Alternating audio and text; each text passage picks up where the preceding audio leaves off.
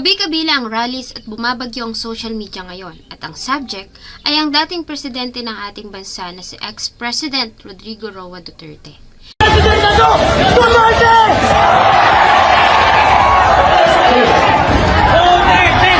Libo-libo ang nakiisa sa peace rally sa Jolo, Sulu bilang pagpapakita ng suporta kay dating Pangulong Rodrigo Duterte na nakakulong sa the Netherlands. May mga nagmarcha rin sa Bugao, Tawi-Tawi para hilingin na mapauwi na sa bansa ang dating Pangulo. May mga nagtipon din sa Isabela City sa Basilan. Gayon din sa Zamboanga del Sur kung saan nagpailaw ng mga flashlight at nag-alay pa ng kanta. Gabi-gabi rin ang prayer rally sa Davao City. May mga Duterte supporters ding nagprotesta sa Iligan City at nagsunog pa ng ilang larawan ni Pangulong Bongbong Marcos. Sa Mandaue City sa Cebu, daan-daan ang dumalo sa candlelighting at interfaith prayer para ipanalangin ang dating Pangulo. Nahahati ang opinyon ng mga netizens. Sari-saring emosyon ang mararamdaman mo pag nabasa mo ang kanilang mga iniiwang comments at statements sa kanilang mga social media accounts. Marami ang nalulungkot, nagagalit, may iba naman na natutuwa at may iba na nanatiling neutral ang pananaw. Noon kasing March 11, 2025 ay inaresto si dating President Duterte ng PNP dahil sa lumabas ng warrant of arrest mula sa ICC o International Criminal Court. Ang nasabing warrant ay napasakamay ng Interpol. Warrant of arrest issued by the ICC for crimes against humanity. Sir, you have the right to remain silent. You have the right for counsel of your choice. Anything you say may be used for and against you in a court of law.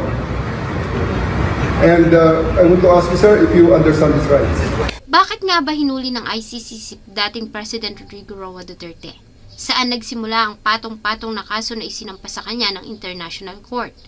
Maliban sa pagiging isang sikat na presidente at mayor ng Davao, kilala mo ba ang dating presidente na si President Rodrigo Roa Duterte? Samahan niyo po akong talakayin ang buhay ng isa sa pinakamaimpluwensyang tao sa ating bansa. Ang taong iniyakan ng madla at ang taong kinasusuklaman din ng karamihan. Sino si PRRD? There no excuses to give. I offer no apology. I did what I had to do kasi trabaho ko at ginawa ko. Bago ko po ipagpatuloy ang ating kwento, sa mga bago po sa channel ko at nais sa mga ganitong klase ng kwento ng krimen na nangyayari sa loob at labas ng ating bansa ay maaari pong pakipindot ang ating subscribe button at notification bell para ma-notify kayo pag may mga bago tayong upload na videos. Si ex-President Rodrigo Roa Duterte, o mas kilala sa tawag na Digong, Rudy Duterte at PRRD, ay pinanganak noong March 28, 1945 sa Maasin, Leyte o Southern Leyte. 5 silang magkakapatid, 2 babae at 3 lalaki. Ang kanyang ama ay isang magaling na abogado at ang kanya namang ina ay isang teacher, kapwa mga public servants. Di naglaon ay pinasok din ng kanyang ama ang politika nang mahalal itong mayor ng kanilang bayan. Nanatili ang pamilya sa Danau, Cebu hanggang sa tumungtong siya ng 4 na taon. Nang manalo ang kanyang ama bilang provincial governor ng noon ay di pa nahahati na lalawigan ng Davao, ay lumipat ang pamilya sa Davao City kung saan na sila nanirahan hanggang sa kasalukuyan. Bagamat anak ng mga kilalang tao ay lumaki si dating president tulad ng ibang bata. Naglalaro sa lansangan, gumugulong sa damuhan at tumatakbo sa maputik na palayan. Nang matuwa ng atensyon ng kanyang ama sa politika, ay naiwan ang pangangalaga sa kanilang magkakapatid sa kanyang ina. Kaya naman malaki ang naging impluwensya nito sa kanya. Magkaiba kasi ang pananaw ng mga magulang sa politika. Ang kanyang ama noon ay panatiko ng mga Marcos, samantalang ang kanyang namang ina ay tumutuligsa sa administrasyong Marcos. Kaya naman hati ang pananaw niya sa nagpamumuno noon ni dating President Ferdinand Marcos Sr. Noong 1956 ay nagtapos siya ng elementarya sa Santa Ana Elementary School sa Davao City. Tulad ng palagi niyang sinasabi sa national TV, ay naging pasaway din siya noong kanyang kabataan. Lalo na nga nung tumuntong siya ng sekundarya. 2 beses kasi itong na-expel sa paaralan. Nang ma-expel siya sa Ateneo de Davao, ayon sa kanyang salaysay, ay inabuso siya ng pare na namamalakad sa nasabing paaralan. Ang salaysay niya na ito ay tila naman hindi pinaniwalaan ng CBCP o Catholic Bishops' Conference of the Philippines at hinamon nila siya na pangalanan ng pare. Harapan niya namang binanggit na ito si Father Mark Falvey. Ayon sa Jesuit of the Society of Jesus in the Philippines na nagpapatakbo sa Ateneo de Davao, si Father Mark Falvey ay tunay na naharap sa patong-patong na reklamo ng pang-aabuso na naging dahilan para magbayad ang pamunuan ng $16 million sa 9 na batang naging biktima nito. Nang tanungin kung bakit di siya nagreklamo, ayon sa kanya ay bata pa siya noon at takot. Kaya naman sinarili niya na lamang iyon at tinanggap ang expulsion. Kalaunan ay nilipat siya sa high school department ng Holy Cross College ng Digos o mas kilala na ngayong Cor Jesu College kung saan siya nakapagtapos. Nang magtapos ng sekundarya, ay mas pinili niyang tahakin ang landas ng kanyang ama. Nag-enroll siya sa Lyceum of the Philippines at kumuha ng kursong Bachelor of Arts in Political Science na natapos niya noong 1968. Nang makatapos ay kumuha naman siya ng degree sa law sa San Beda College of Law at natapos niya ito noong 1972. Sa parehong taon ay kumuha siya at nakapasa sa bar exam. Maging noong kolehiyo, ay tila naging kakambal na niya ang gulo. Muli kasi itong nasangkot sa isang iskandalo noon. Ayon sa kanya, ay may binaril siyang kaibigan matapos natuksoin siya nito, subalit hindi niya naman ito tinamaan, kaya pinatawad sila ng pamunuan ng paaralan. Subalit ang pahayag niya na ito ay pinaliwanag ng isa sa mga nakasaksi sa pangyayari at kapwa niya noon mag-aaral ng San Beda. Alam mo, abusado kasi. Every time yung slur, "Oy, Bisaya, dito." Kaya nga dyan sa ilaw na yan. Yan unang kasuntukan yung tanggindo. Ayan yung, okay na. Nung nag-brad na kami, patayan. Kaya yung mga Muslim. Mga Moro. Yan lang, budi. Kung ako ang magbiro, okay sa kanila yan. Kasi kami lang. Pero pagka yung gano'n, hindi ka naman Moro. Okay kasi. Pero kami, itong gano'n ito, si mga Bisaya nagtakalat sa mundo. Kasi lang yan. Minsan, magtatapos na kami, kakagrelate na kami, binigtayan ko sa sabi ko, ito may tama to sa akin bago kami maghiwalay-hiwalay sa San Beda. Ginagawa niya, kasi sa koridor kami, papasok. Sabi ko sa kanya, putang ina mo, pag tinamaan ako na, babarilin kita. Putang tinamaan na ako sa ilong. I beg. Expect. Ayon sa retired labor arbiter na si Arthur Amansek, sa programa ng 24 Oras, ang lalaking tinutukoy ni dating president ay ang matalik nitong kaibigan na si Octavio Goco. Noong panahon nila, ayon sa kanya, ay normal lang ang pagdadala ng baril sa eskwelahan, lalo na nga sa kanila ng mga estudyante ng law. Nagkaroon ng biruan at asaran ng magkaibigan at nagkatuwaan kaya naman nag-agawan ng mga ito sa baril na aksidenteng pumutok at tumama sa sahig na noon ay gawa pa sa kahoy. Matapos noon ay nanatili umanong matalik na magkaibigan ng dalawa. Naging ugali na umano ni PRRD ang pag-ako sa kasalanan kahit hindi siya ang may gawa para umiwas sa mas marami pang katanungan. Nang makapagtapos ng law, ay nagtrabaho siya bilang professor sa National Police Academy at naging member ng organization Nationalist Alliance for Justice, Freedom and Democracy. Naging special counsel din siya ng City Prosecution Office ng Davao City mula 1977 hanggang 1979. Naging 4th Assistant City Prosecutor mula 1979 hanggang 1981. 3rd Assistant City Prosecutor mula 1981 hanggang 1983 at 2nd Assistant City Prosecutor mula 1983 hanggang 1986. Tulad ng ibang kalalakihan ay marami din ang mga kababaihan na nabighani kay PRRD noon. Hanggang sa makilala niya ang isang German-American na flight attendant na si Elizabeth Zimmerman. Nagpakasal ang dalawa noong 1973 at binayayaan naman sila ng 3 anak. 1975 isinilang ang panganay na si Paulo O. Pulong. Ang ating former president na si Sara O. Inday ay pinanganak naman noong 1978 at ang bunso na si Sebastian Ubaste noong 1987. Tulad ng ama ay naging aktibo din ng tatlo at pinasok ang politika. Tulad ng ibang mga kalalakihan, aminado si PRRD na naging mapusok siya sa mga kababaihan, dahilan para masira ang kanyang pamilya. Noong 1998 kasi ay nag-file si Elizabeth Zimmerman sa Regional Trial Court ng Pasig para ipawalang bisa ang kanilang kasal. Ni minsan na hindi dumalo si PRRD sa mga pagdinig at hindi rin siya nagpasa ng contest sa petisyon ng kanyang asawa. Kaya naman makalipas ang 2 taon ay napawalang bisa ang kanilang kasal. Kahit na nagtapos ang 27 years na buhay mag-asawa ay nanatili namang matalik na magkaibigan ng dalawa. Patuloy silang nag-uusap at nagsasama sa mahalagang okasyon para sa kanilang mga anak.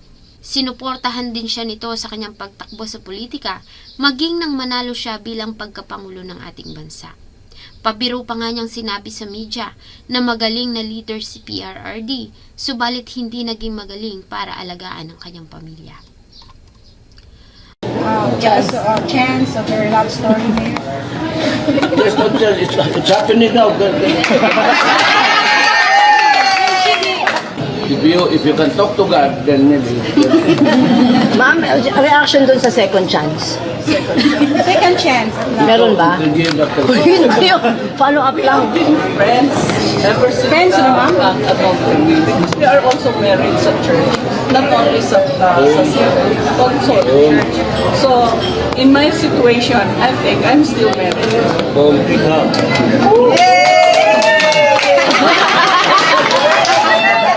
Ayon sa doktor na si Dr. Natividad Dayan, nang maghiwalay si Zimmerman at PRRD, ay nagkaroon nito ng antisocial narcissistic personality disorder.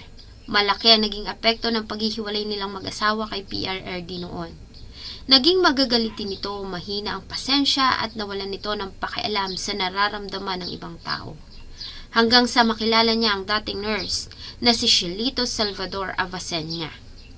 Nakilala niya ito nang sumali itong mutya ng Davao noong 1988. Biniyayaan ng dalawa ng anak na babae sa katauhan ni Veronica o Kitty Duterte. Bagamat nagkaanak ay hindi kinasal ang dalawa, kaya naman nang maging pangulo si PRRD ay hindi siya tinuring na First Lady. Ang nasabing titulo ay dapat sana mapupunta sa babaeng anak ni PRRD na si Vice President Sara Duterte. Subalit tinanggihan nito iyon. Ganun pa man ay ginawa pa rin ni Avacenia ang mga duty ng pagiging First Lady, lalo na nga nang bumisita si Japanese Prime Minister Shinzo Abe noong ginanap ang 30th ASEAN Summit noong 2017. Si PRRD meron na ngayong 11 mga apo at 2 great-grandchildren o apo sa tuhod. Kalahati sa mga ito ay mga Kristiyano at ang kalahati naman ay Muslim. Taong 2019 ay pinanganak ang batang si Mira. Nasa pangangalaga ni PRRD at Avacenia, bagamat walang malinaw na impormasyon kung anak ba nila ito o apo. Sa pagtatapos ng People Power Revolution noong 1986, ay itinalaga si PRRD ni dating President Corazon Aquino bilang Vice Mayor ng Davao City. Muli naman siyang tumakbo noong 1988 election sa ilalim ng Lakas Davao at nanalo sa lamang na 6,000 votes. Dito na nagsimula ang pagpasok ni PRRD sa magulo at komplikadong mundo ng politika. Sa loob ng 22 years, ay nanungkulan siya bilang mayor, vice mayor at congressman ng Davao City. Sa kanyang pamumuno ay tumaas ang ekonomiya ng Davao at mula sa magulong lugar ay isa ito sa mga naging safest na lungsod sa buong Pilipinas. Tumaas din ang rank nito sa malinis na pamayanan. 4 na beses din na nakuha ng Davao City ang karangalan bilang Most Child-Friendly City for Highly Urbanized category noong 1998, 1999, 2013 at 2014. Lahat iyon ay sa ilalim ng kanyang pamamahala. Pinagbawal niya ang pagbebenta ng alak mula 1:00 ng madaling araw hanggang 8:00 ng umaga. Pinagbawal niya din ang paninigarilyo sa publiko. Pinalagyan niya ng mga high-definition na CCTV ang mga matataong lugar ng lungsod na siya ring ginawa niya nang umupo siya bilang Pangulo. Nagawa niya ring pag-isahin ang iba't ibang tribo at political group sa Davao, maging ang Lumad at Moro. Nakapag-file siya ng 64 measures, kabilang na dito ang 45 na mga bills. Isa sa mga ito ay naisabatas na ngayon, ang Republic Act No. 8969. Noong 1999 ay sinubukan niyang mag-resign sa pagiging mayor ng Davao, matapos na masangkot ang kanyang panganay na anak na si Paulo sa isang iskandalo. Nambugbog kasi ito ng isang hotel guard. Subalit ang kanyang resignation ay hindi tinanggap ng noon ay House Speaker na si Manny Villar at dating President na si Joseph Estrada. Dahil sa mabilis na pagyabong ng Davao City ay naging matunog ang pangalan ni PRRD. Mas lalo pa nga siyang nakilala nang magpadala siya ng rescue teams at medical teams sa Tacloban noong 2013 nang salantain nito ng bagyong Yolanda. Nagbigay din siya ng tulong sa mga naging biktima ng lindol sa Bohol at Cebu. Dahil sa pagiging mahusay na leader, ay naagaw ni PRRD ang atensyon ng PDP Laban Party. Sila ang kumumbinsi dito na tumakbo itong Pangulo noong 2015. Bago pa man ay lumabas na ang kanyang pangalan sa Pulse Asia poll na pangatlo sa mga preferred presidential candidate. Nangunguna noon si Senator Grace Fo at Vice President Jejo Marbinay. Ganun pa man, sa tuwing i-interviewin ng media, ay paulit-ulit nitong tinanggihan ang alok na tumakbo siyang Pangulo dahil sa dalawang kadahilanan.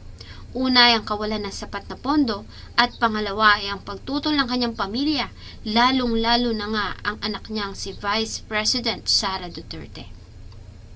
Ngunit sa paglipas ng araw ay bigla na lamang inanunsyo ng PDP Laban noong October 29 ang pag-atras ng kanilang kinatawan na si Martin Dino. Sa halip ang kanilang inindorsong Pangulo ay si PRRD. Noong May 30, 2016 ay prinoklama siya ng 16th Congress of the Philippines bilang Pangulo ng ating bansa. Nanalo siya sa lamang ng 6.6 million votes mula sa pinakamalakas niyang katunggali na si Mar Rojas. Sa edad na 71, si PRRD ang naging pinakamatandang tao na naiboto bilang Pangulo ng ating bansa. Siya rin ang kauna-unahang local chief executive na diretsong na-elect bilang Pangulo at kauna-unahang Bisaya na naging presidente na nagmula sa Mindanao. Rodrigo Roa Duterte, do solemnly swear that I will faithfully, conscientiously fulfill my duties as President of the Philippines. Sa kanyang unang 100 araw na pamumuno bilang Pangulo, ay nagawa niyang makapag-issue ng Executive Order on Freedom of Information. Nag-launch din siya ng malawakang kampanya laban sa illegal na droga. Nagawa niya ring i-launch ang 911 bilang nationwide rescue at 8888 bilang complaint hotlines. Tinaasan niya rin ang sahod ng mga sundalo at pulis. Nilimitahan niya din ang pagbisita ng US troops sa ating bansa at sa halip ay nakipagkasundo sa Russia at China. Itinaas niya ang tax sa mga alak at sigarilyo para pondohan ang Universal Healthcare Act at mabawasan ang pagkakaroon ng karamdaman dahil sa paninigarilyo at pag-iinom. Nilaunch din ng kanyang administrasyon ang infrastructure program na tinawag nilang Build, Build, Build. Kabilang sa mga ito ay ang Subic to Clark Railway, North to South Commuter Railway mula New Clark City hanggang Calamba, Laguna, ang Metro Manila Subway, ang expansion ng Clark International Airport, ang Mindanao Railway mula Tagum, Davao, Digos at ang Luzon Spine Expressway Network. 12 sa mga nasabing proyekto ang natapos samantalang 88 ang nasa advanced stage na nang ipasa sa sumunod na administrasyon. Mula June 2016 hanggang 2021 ay umabot sa 29,264 kilometers na mga kalsada, 5,950 na mga tulay, 11,340 na mga flood controls projects, 222 evacuation centers at 150,149 elementary at secondary classrooms. 653 COVID-19 facilities ang nakumpleto sa ilalim ng Build, Build, Build program. Pinaganda niya rin ang Manila Bay at pinalinis ang sikat na pasyalan na Boracay. Natapat din sa kanyang pamumuno ang pananalanta ng COVID-19 pandemic. Ganun pa man ay matagumpay niyang naresolbahan ang problema at maayos na nalampasan ito kumpara sa mga bansa na sinalanta din ng parehong sakit. Para mahikayat ang mga tao na magpaturok ng vaccine noon ay pinakita niya sa publiko na maging siya ay tinurokan din ng Sinopharm. Tinakot niya ang mga tao na huhulihin ang mga hindi magpapaturok. Ito ay para siguruhin na lahat ay mabibigyan ng vaccine para maiwasan ang pagkalat at pananalanta pa ng virus. Noong 2019 ay pinirmahan niya ang Universal Healthcare Act kung saan ay automatically na ini-enroll ang lahat ng Pilipino sa ilalim ng Government Health Insurance Program. Hindi tayo nagkulang. Right after the WHO advisory, the following day, or day after, basta within 48 hours, we already had the task force. Maging noong mayor pa lamang si PRRD ng Davao, ay mainit na siya sa mata ng Commission on Human Rights. Hindi lamang dito sa Pilipinas, kundi sa buong mundo. Gaya na lang ng Amnesty International. May isang pangyayari sa Davao noong 2015 ang sumukat sa tapang ni PRRD. Sa kabila ng kanyang ipinasang City Ordinance tungkol sa pagbabawal sa paninigarilyo sa publiko at pagtapon ng upos ng sigarilyo, ay ilang mga tao pa rin ang lumalabag dito. Isang araw noong September 2015, isang restaurant owner sa Davao City ang tumawag sa kanyang opisina. Nireport nito ang isang local tourist na tumangging sumunod sa kanilang ordinansa. Kaya naman personal na nagtungo si PRRD sa nasabing restaurant. Pinapili niya ito kung babarilin niya sa pagitan ng mga hita, ikukulong o lulunukin niya ang sigarilyo. Pinili nito ang huli at humingi ng tawad kay PRRD. Bagay na tinuligsa ng samahan ng human rights. Mas lalo pa nga siyang naging mainit sa mata ng nasabing organization nang maling siya sa tinatawag nilang Davao Death Squad. Sa ginanap na United Nations General Assembly of the Human Rights Council noong April 2009, ay inakusahan nila siya na nasa likod ng mga hindi umano makataong pagpatay ng mga kriminal sa Davao, ng mga vigilante na tinawag nila ang Davao Death Squad, na noon ay mayor pa lamang ng Davao. Ang konsepto umano ng human rights para sa mga kriminal sa Western ay hindi dapat na ia-apply dito sa ating bansa. Kasunod nito ay hinamon niya ang human rights officials na magsampa ng kaso laban sa kanya kung makakapagpakita sila ng ebidensya tungkol sa pagkakalink nila sa kanya sa nasabing parata. Concern is human rights. Mine is human lives. Ganun pa man sa interview sa media ay lantaran niya ring sinabi na ang Davao ay pangsyam sa pinakaligtas na lungsod sa buong mundo.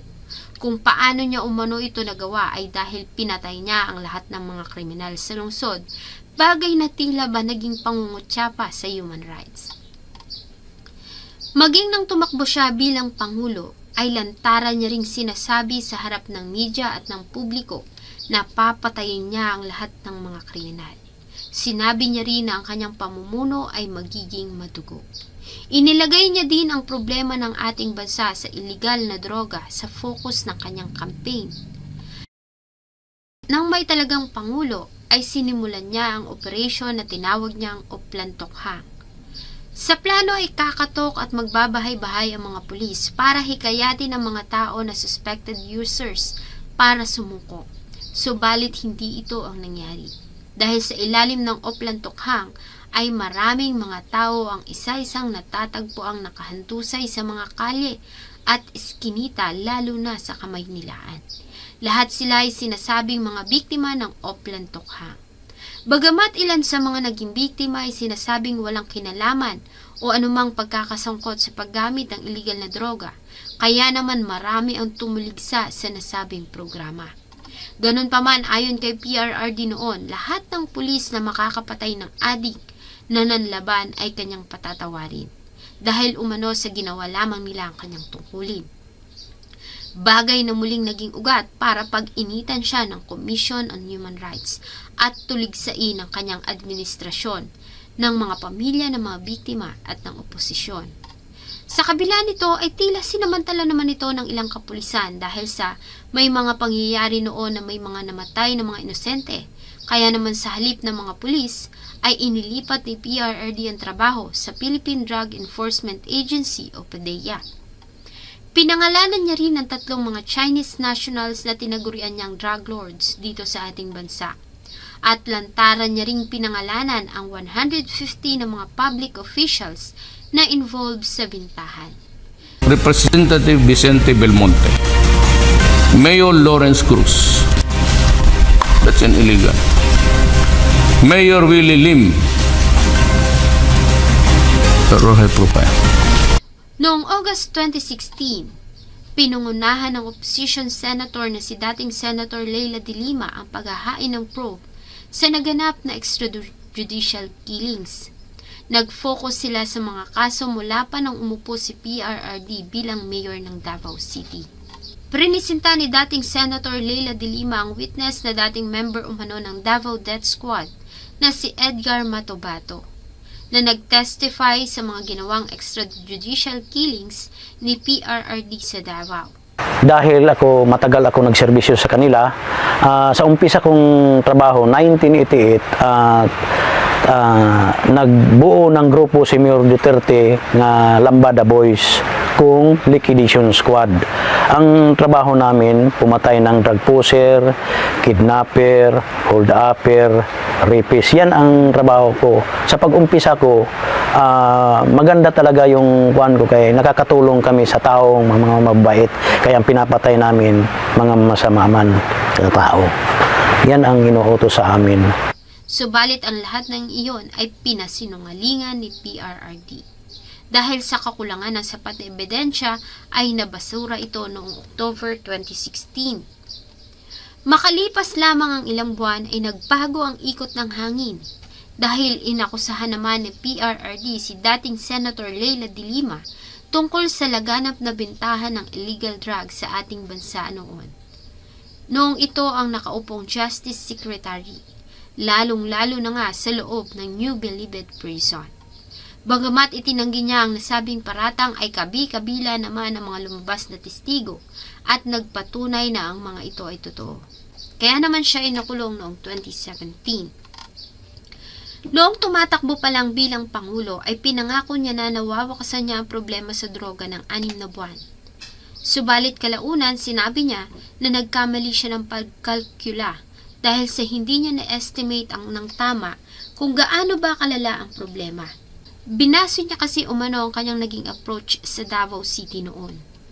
Ganon pa man ay pinangako niya naman na tuluyan niyang pagtutuunan ang nasabing problema hanggang sa matapos ang kanyang termino. Bago matapos ang kanyang term ay pinakiusapan niya si President Bongbong Marcos Jr. na ipagpatuloy ang kanyang nasimulang laban sa illegal drugs. Bagamat hindi niya naman tinanggap ang alok nito na gawin siyang tao na nakatalaga para sa pag-aayos ng nasabing problema. Nang matapos ang kanyang term ay umabot ng 6,252 ang mga drug suspects na namatay. Subalit ayon sa human rights groups ay umabot ang nasabing casualties ng 12,000 hanggang 30,000. Kabi-kabilang international publications at media companies ang tumuligsa sa kanyang naging pamamaraan. Noong June 19, 2018, 38 member ng nagkakaisang mga bansa ang naglabas ng kanilang statement sa pamamagitan ng United Nations Human Rights Council. Lahat sila ay nanawagan na itigil na ni PRRD ang mga pagpatay at nanawagan sila na imbestigahan ang mga naganap na human rights abuses. Sa kanyang pamumuno ay 58% ng ating bansa ang diniklara ng government na cleared na sa illegal drugs. April 2017 ay nag-file ang abogado ni Edgar Matobato na si Jude Savio sa International Criminal Court o ICC ng reklamo laban kay PRRD tungkol sa crimes against humanity. Kaya naman sinimula ng ICC ang preliminary examination. January 2020 ay binawi ni Jude Sabio ang kanyang allegations at nakiusap sa ICC na i-dismiss ang kaso. Subalit ni-reject ito ng ICC dahil sa ayon sa kanila, pag napasa kamay na nila ang mga impormasyon ay hindi na nila ito maaaring sirain at ibalik pa. September 16, 2021 ay formal na sinimula ng investigasyon na nag-focus sa mga krimen na naganap mula 2016 hanggang 2019. Sa kabila ng pagtatap ng kanyang termino bilang Pangulo, ay nanatili si PRRD na aktibo sa politika sa pamamagitan ng kanyang programang Gikan sa Masa para sa Masa, isang talk show na ine-airy ng SMNI. Subalit ang nasabing programa ay nasuspinde. Ayon kasi sa National Telecommunications Commissions ay peke at walang katotohanan ang mga binibigay nilang impormasyon sa publiko. Sa mga interviews ay buong tapang naman na pinaparating ni PRRD na hindi siya natatakot sa ICC. Nagsimula naman ang sigalot sa pagitan ng Marcos at Duterte dahil sa aligasyong may kinalaman ang administrasyon ni President Bongbong Marcos sa impeachment ni Vice President Sara at sa ginawang investigasyon ng ICC laban kay PRRD. March 7, 2025 ay lumipad si PRRD kasama si Hanelet at anak na si Kitty patungong Hong Kong para dumalo sa isang organized campaign ng Partido Demokratiko Pilipino, samahan ng mga OFWs. Pagbalik nila ng bansa noong March 11, 2025 ay sinalubong sila ng mga members ng Philippine National Police sa Ninoy Aquino International Airport. At dito nga inaresto siya sa bisa ng warrant of arrest na inilabas ng International Criminal Court laban sa kanya tungkol sa mga patong-patong na kaso ng pagpatay. Ang nasabing warrant ay napasa kamay ng Interpol at sinang-ayunan ng administrasyon ni President Bongbong Marcos. The warrant of arrest issued by the ICC for crimes against humanity. Sir, you have the right to remain silent. You have the right for counsel of your choice. Anything you say may be used for and against you in a court of law.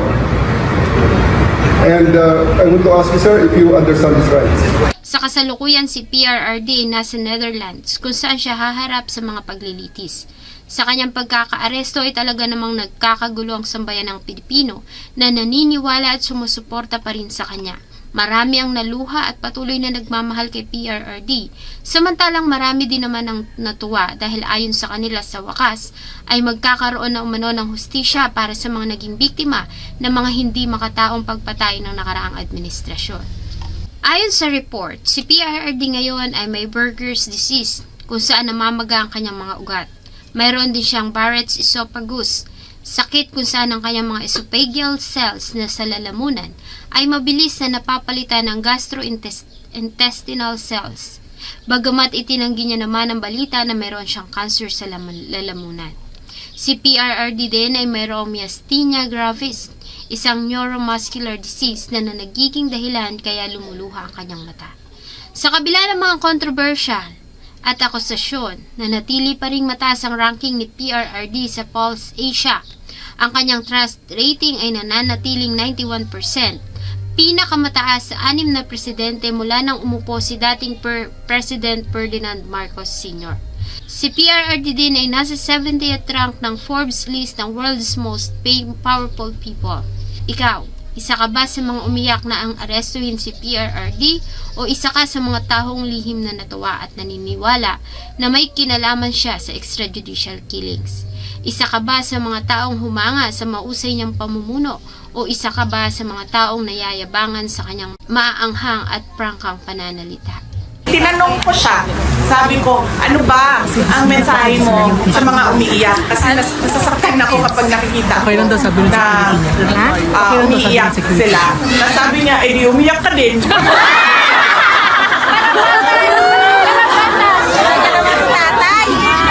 So, usual na, alam niyo na, yung sense of humor. Sabi niya, umiyak ka din. And sabi ko sa kanya, alam mo, wala akong masasolve na problema kung iiyak ako. Sabi ko, ano lang, kailangan ko lang ngayon ay ang mensahe mo sa kanila para hindi, mabigat sa loob, sa damdamin nila. At sinabi niya na as a Filipino, I never surrendered my country.